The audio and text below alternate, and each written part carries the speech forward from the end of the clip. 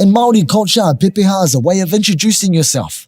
A pepeha often covers your connections to the mountains, rivers, marae and people. Let's listen to Puka's pepeha.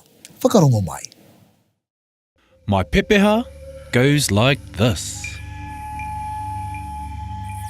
Ko puke nui te maunga, ko wai te kauri te waka, ko te awa roa te awa, ko te moana nui te moana, ko te taumata te marae, ko Ngāti Tokomaha te hapū, ko ngai Māori te iwi, ko puka ahau. What an awesome way to introduce yourself. Let's go through Puka's pepeha again, this time a little more slowly. Ko puke nui te maunga. Puke nui is my mountain. Ko puke nui te maunga.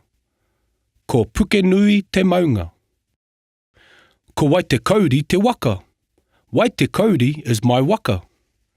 Ko wai te kauri te waka. Ko wai te kauri te waka. Ko te awaroa te awa. Awaroa is my river. Ko te awaroa te awa. Ko te awaroa te awa. Ko te moana nui te moana. Moana nui is my ocean.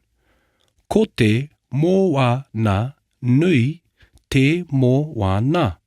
Ko te moana nui te moana. Ko te taumata te marae. Te taumata is my marae. Ko te taumata te marae. Ko te taumata te marae. Ko Ngāti Tokomaha te hapū. Ngāti Tokomaha is my subtribe. Ko Ngāti Tokomaha te hapū. Ko Ngāti Tokomaha te hapū. Ko ngai Māori te iwi. Ngai Māori is my tribe. Ko ngai Māori te iwi. Ko ngai Māori te iwi. Ko puka ahau. I am puka.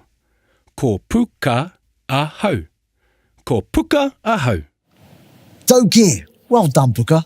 Have fun creating your own pepeha. Don't worry if you don't have a maunga, awa or marae. Just choose one that is close to your heart or ask your kaitiaki for help. Practice heaps and you'll blow people away with your own pepeha in no time. Tino pai e hoa.